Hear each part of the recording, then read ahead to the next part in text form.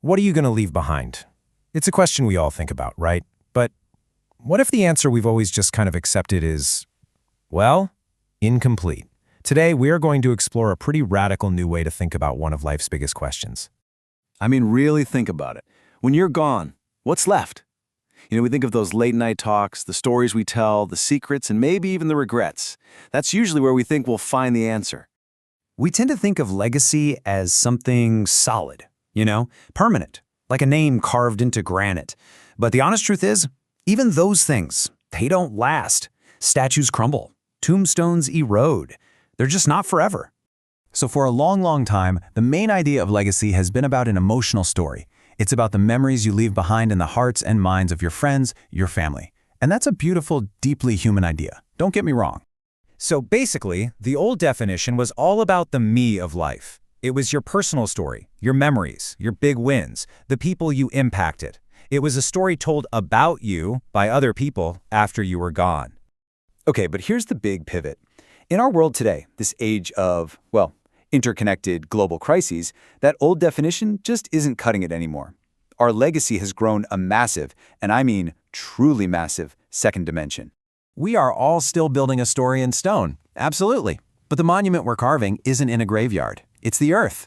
Our collective actions, whether we're paying attention or not, are creating a whole new kind of legacy. So let's get specific. Let's put a name to it. This new definition is your cosmic legacy. You can also call it your planetary footprint. And this isn't a metaphor. It is the literal, physical, chemical state of the Earth you leave behind. It's your real-world impact on the planet's ability to even sustain life, what we call its biosphere viability.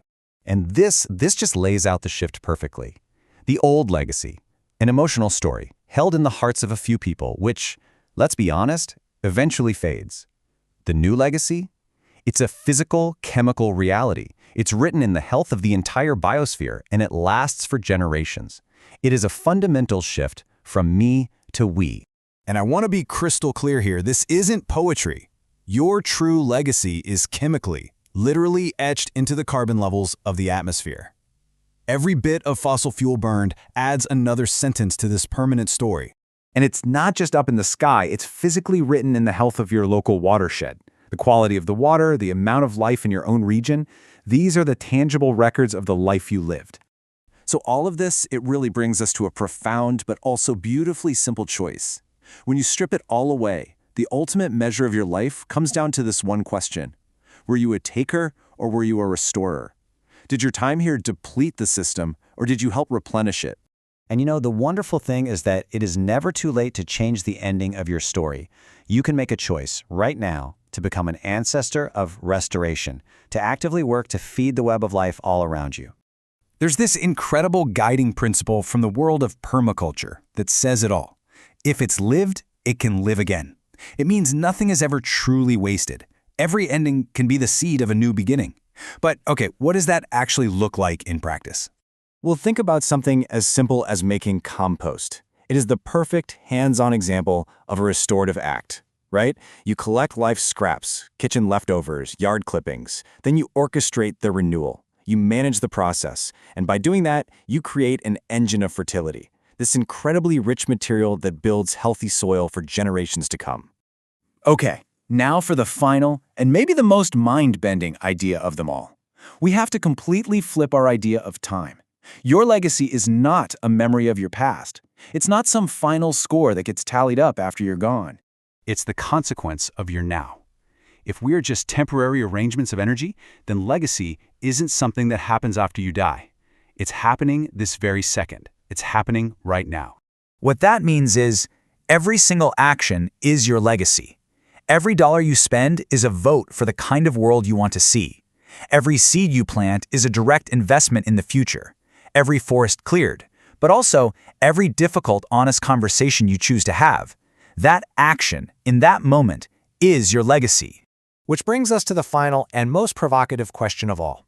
It forces us to shift our focus from a kind of selfish, did I have a good life, to a much bigger, planetary one. The question we really have to start asking ourselves is this: did I leave a viable habitat? What's your answer going to be? We have built our world on a high-stakes assumption that our industrial momentum is as unsinkable as the steel hulls we once set into the Atlantic.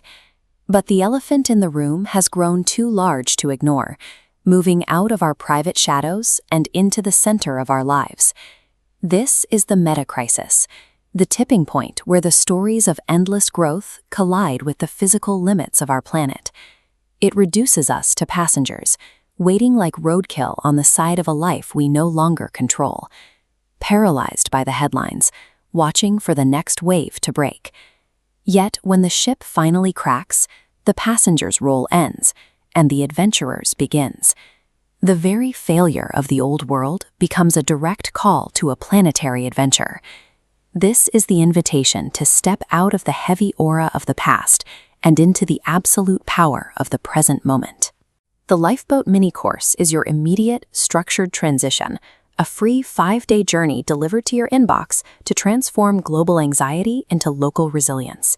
As the unsinkable systems fracture, we must stop asking for permission and start acting as co-creators of the cosmos, mapping a new way forward through our own backyards.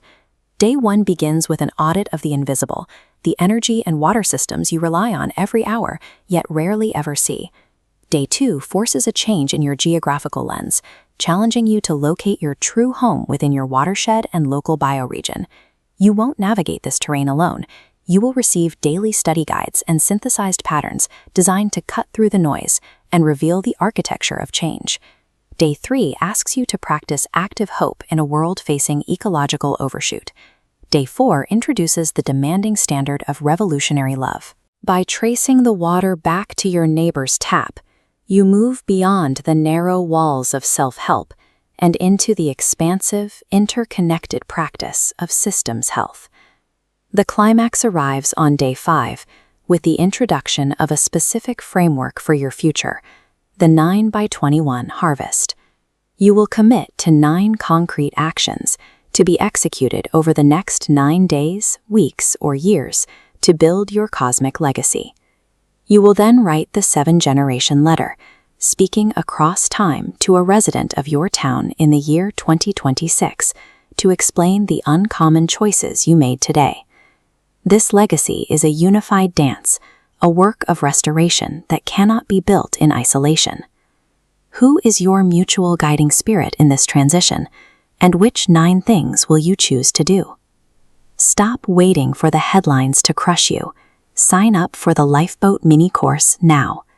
Access your Day 1 materials immediately and join the community hub where the next story of our world is already being written. You can remain tied to the illusion of a collapsing global credit card, or take this course to begin building real systems health today. The Earth is tired of the lie. It is time to dance with the truth.